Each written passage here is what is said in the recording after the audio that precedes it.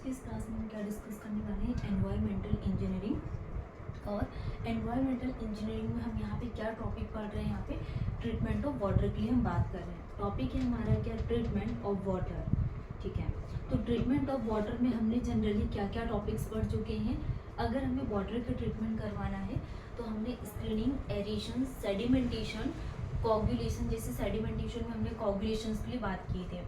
And then हमने यहाँ पे फ्लॉकुलेशन के बाद हमने फिल्ट्रेशन, एंड फिर आज के इस क्लास में हम क्या डिस्कस करने वाले हैं, डिसइंफेक्शन के बारे में। जैसे कि हमने यहाँ पे एरेशन के बारे में डिस्कस किए थे, और एरेशन के टॉपिक्स में से सब इंजीनियर में किस प्रकार के क्वेश्चंस पूछे गए थे, तो इन टॉपिक्स में भी हमने फोकस किए थे, जो बहुत ज़्यादा इम्पोर्टेंट है। एरेशन से भी किस प्रकार के क्वेश्चंस आते, तो उन क्वेश्चंस को भी हमने सॉल्व किए। एंड देन हमने यहाँ पे एरेशन के बाद क्या डिस्कस किए थे, सेडिमेंटेशन देखा जाए तो बहुत इम्पोर्टेंट है। अगर आप एसएससी जेईई के एग्जाम में के लिए फोकस कर रहे हो, सब इंजीनियर के लिए, तो दोनों ही एग्जाम में से बहुत क्वेश्चंस पूछे जाते हैं एंड डायरेक्ट क्वेश्चंस बनते हैं वन लाइनर। तो कैसे क्वेश्चंस पूछे हुए हैं प्रीवियस ईयर में, तो उन क्वेश्चंस के बारे में भी हमने प्रीवियस क्लास में डिस्कस किए थे। आप इनके क्वेश्चंस जाके वहाँ पे देख सकते हो। तो ये दो टॉपिक हमारे बहुत ज़्यादा इम्पोर्टेंट है, जिसे हमने एरेशन, सेडिमेंटेशन के लिए बात किए थे। नेक्स्ट हमने टॉपिक स्टार्ट किया था फिल्ट्रेशन के बारे में। तो जो फिल्ट्रेशन जो टॉपिक है, ये बहुत ज़्यादा इम्पोर्टेंट है। आप अगर ट्रीटमेंट ऑफ वाटर में कोई भी टॉपिक नहीं पढ़ रहे हैं, तो सिर्फ जैसे सेडिमेंटेशन है, फिल्ट्रेशन है, अगर ये दो टॉपिक भी पढ़ती हो तो आपके कितने 99% चांस है कि यहाँ से क्वेश्चन पूछेंगे एग्जाम में। तो फिल्ट्रेशंस में जैसा कि हमने यहाँ पे slow sand filter and rapid sand filter के बारे में डिस्कस किए थे, एंड दोनों में ही हमने डिफरेंस के बारे में डिस्कस किए थे। ठीक है, फिल्ट्रेशन यूनिट में आपको सिर्फ एसएसएफ एंड आरएसएफ के बारे में पढ़ना है। और आज के इस क्लास में हम क्या डिस्कस करने वाले हैं, डिसइंफेक्शन के बारे में।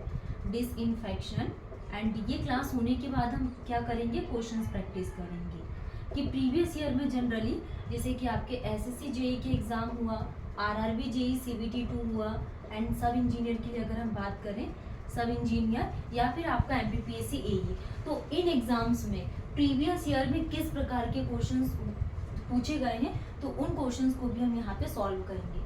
सबसे पहले हम यहाँ पे क्लास देखेंगे डिसइंफेक्शन के बारे में।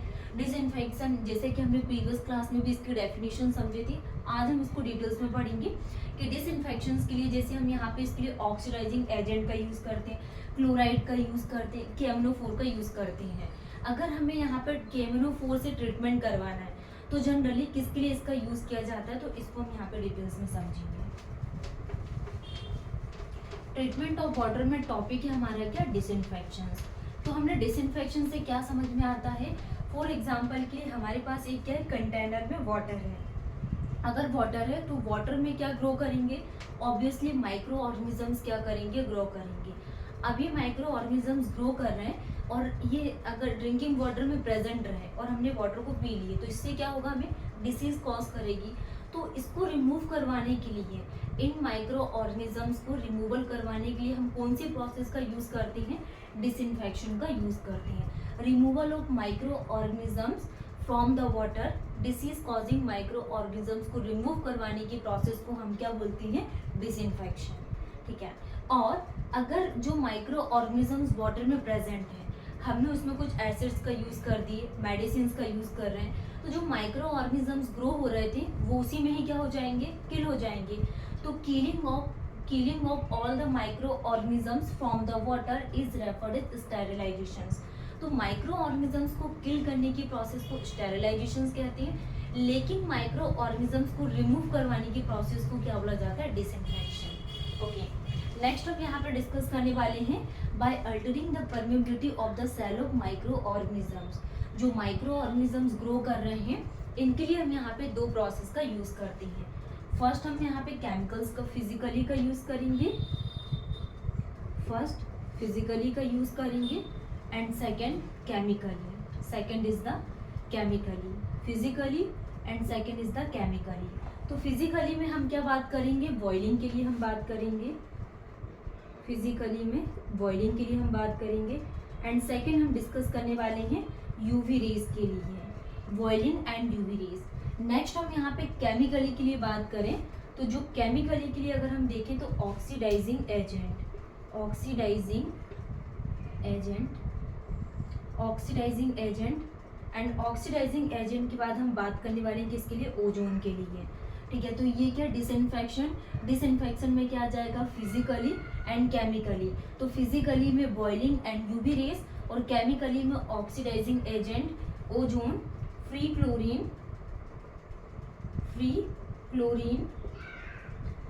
क्लोरीन, उसके बाद क्या आ जाएगा acids, free chlorine, acids and then उसके बाद क्लोराइड, एंड क्लोराइड के बाद हम बात करने वाले हैं KMnO4 के लिए।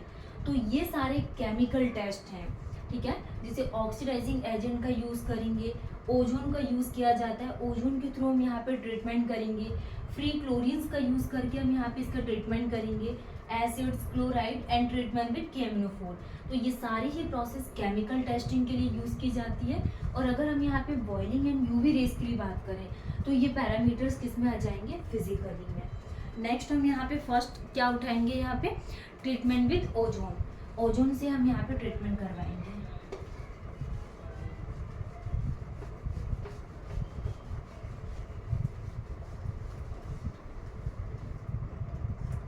Treatment with ozone,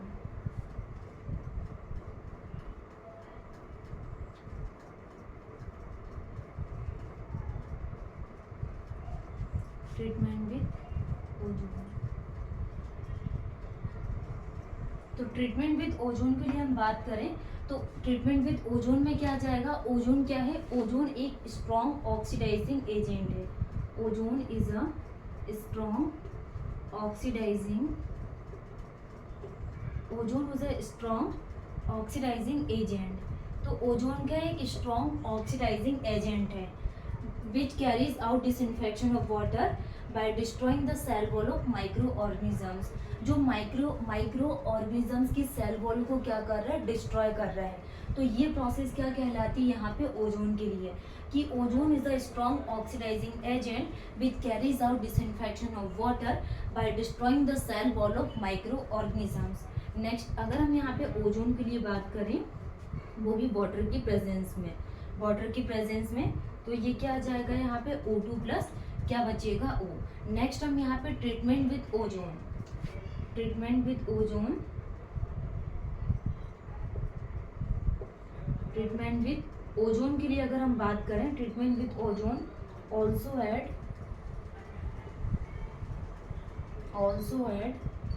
pleasant taste to water, also add pleasant taste to water. तो ये हम बात कर रहे हैं किसके लिए, ओजोन के लिए। एंड नॉर्मल डोसेज के लिए हम बात करें, नॉर्मल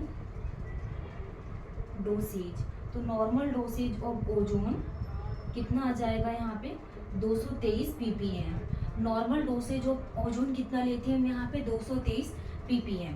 तो ये हम बात कर रहे हैं किसके लिए, ट्रीटमेंट विद ओजोन के लिए, कि ozone is a strong oxidising agent and treatment with ozone also add pleasant taste to water and normal dosage of ozone लिया जाता है कितना 223 ppm।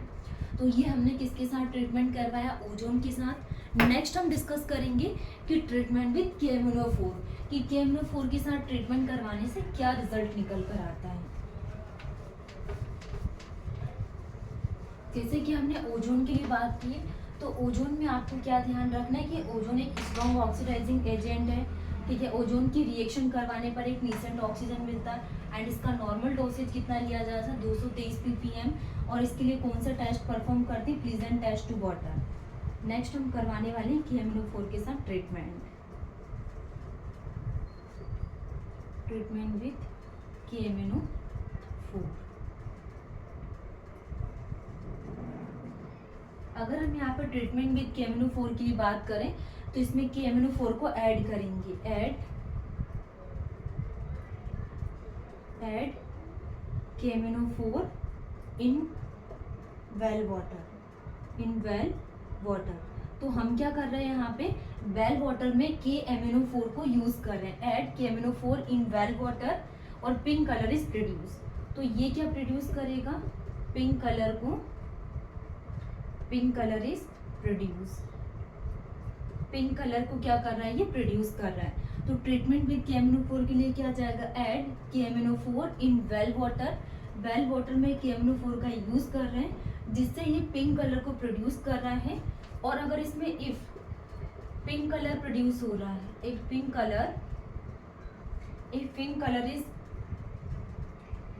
कलर डिसअपियर, अगर जो पिंक कलर है ये क्या हो रहा है, डिसअपियर हो रहा है। इफ पिंक कलर डिसअपियर, तो अगेन हम यहाँ पे KMnO4 को ऐड करेंगे, अगेन ऐड KMnO4। तो अगेन हम किसका यूज करेंगे, KMnO4 का यूज करेंगे। एंड देन उसके बाद हम क्या करेंगे, add KMnO4, pink colour is produce. तो फिर से इसमें क्या होगा, यहाँ पे एक पिंक जो कलर है ये क्या होगा, प्रोड्यूस होगा। It does not disappear,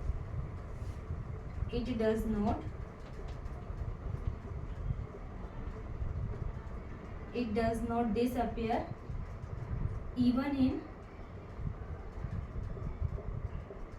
4 to 6 hours. Next, indicates no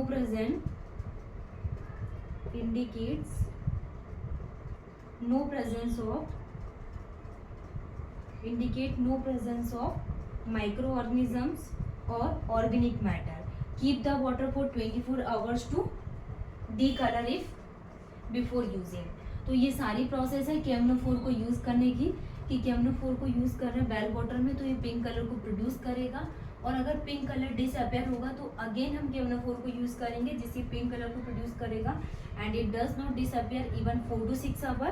then उसके बाद ये इंडिकेट करेगा कि no presence of microorganisms और ऑर्गेनिक मैटर। इसमें नेक्स्ट हम डिस्कस करेंगे कि KMnO4 is one of the most popular method disinfection used for the treatment of well water. ये जो डिसइंफेक्टेंट है, डिसइंफेक्टेंट किसके लिए यूज किया जाता है, वेल वाटर के लिए हम इसको यूज करते हैं। Disinfectant used for well water which consist lesser suspended impurity. And जो KMnO4 है, KMnO4 also remove organic matter को ही रिमूव करेगा, remove organic matter along with microorganisms,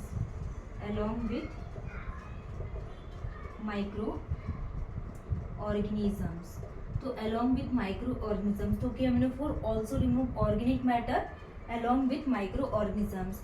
and जो KMnO4 का डोसेज है, KMnO4 dosage is generally 1 to 2 mg per litre इसका dosage लिया जाता है। Having contact period of 4 to 6 hour का इसमें क्या रहता है, कॉन्टेक्ट पीरियड है। एंड जो KMnO4 है, KMnO4 रिमूव 100%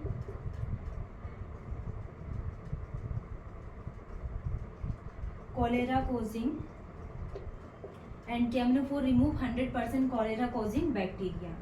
तो ये 100% कॉलेरा कोजिंग बैक्टीरिया को क्या करता है, रिमूव करता है। तो ये हमने यहाँ पर treatment with ozone and treatment with KMnO4 की प्रोसेस को कंप्लीट किए।